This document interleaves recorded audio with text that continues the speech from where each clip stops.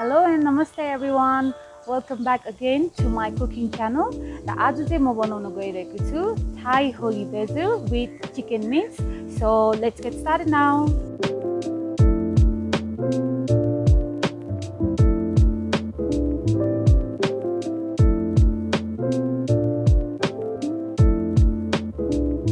First मा चाहिँ चाहिन्छ हामीलाई garlic मैले ठुलो ठुलो 5 जस्तो लिएको छु यसलाई चाहिँ रफली चप गरेर त्यसै गरी मैले लिएको छु 3टा रेड चिलीज यसलाई पनि रफली चप गर्नु होला र त्यसपछि यसलाई हामी स्म्याश गर्छौं यसरी रफली पिन्नु होला हामीले धेरै मसिनो पार्नु पर्दैन यतिको भइसकेपछि हुन्छ त्यसपछि चाहिन्छ हामीलाई हाफ अनियन यसलाई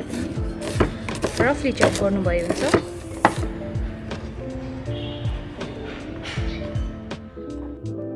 र मैले चाहिँ आज भेजिसमा ग्रीन बिन्स लिएको छु सिमी यसरी काट्नु होला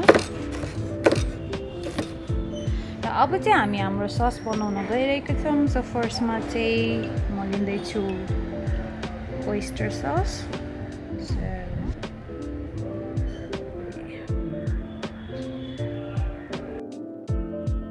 2.5 tablespoon oyster sauce लिएको छु त्यसपछि चाहिन्छ हामीलाई फिश सस त्यसपछि हल्का 1/4 tablespoon सोय सस र लास्टमा चाहिँ 1 tablespoon सुगर अनि यसलाई मजाले मिक्स गर्नु होला र अब चाहिँ हामी हाम्रो चिकन मिन्सलाई पकाउन गइरहेको छौं र फर्स्टमा चाहिँ म एड गर्दै छु ओइल त्यसपछि चाहिँ हामीले अघि बनाएको जिन्जर र चिलीको पेस्टलाई हाल्नु होला र हामीले जिन्जर र चिलीलाई हल्का स्टर फ्राई गरेर मात्रै पकाउनु होला धेरै पर्दैन त्यसपछि चाहिँ it's gonna add the onions अब चाहिँ हल्का अनियनलाई पकाइसकेपछि हाम्रो यो चिकन मिन्स एड गर्नु गइरहेको छु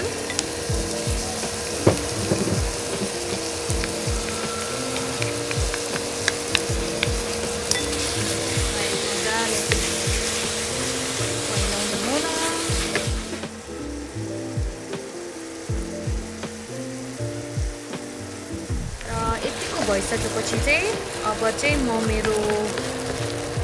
भेजी ग्रीन बिन एड गर्नु गइरहेको छु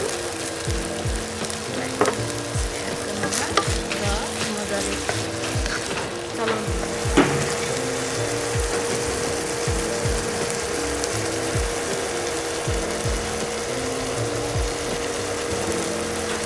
र हाम्रो चिकन चाहिँ हल्का ब्राउन भइसकेको छ र यो पाकिसकेको छ चाहिँ अघि हामीले बनाएको सस एड गर्नु होला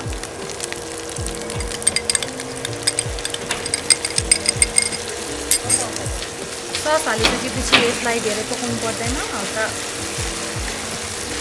पकाउनु होला यसरी यतिको भइसकेपछि अब हामी चाहिँ हाम्रो होली बेजिल एड गर्नु गइरहेको छौँ जुन चाहिँ तुलसी रहेको छ जसलाई चाहिँ हामी तुलसी एड गर्न गइरहेको छौँ र मैले आफ्नो हिट पनि अफ गरिसक्यो र यतिको भइसकेपछि तुलसी हालेपछि यसलाई मजाले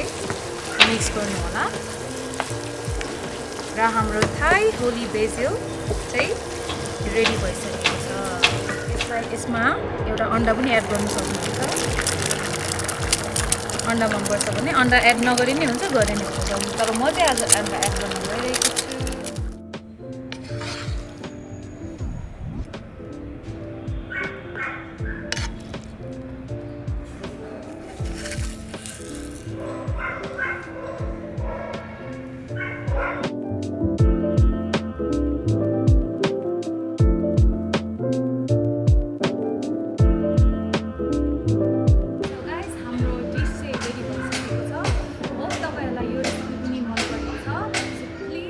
तपाईँलाई यो रेसिपी मन गर्यो भने लाइक, सेयर एन्ड सब्सक्राइब गर्नु नबिर्सिनु होला। So I will see you next time guys.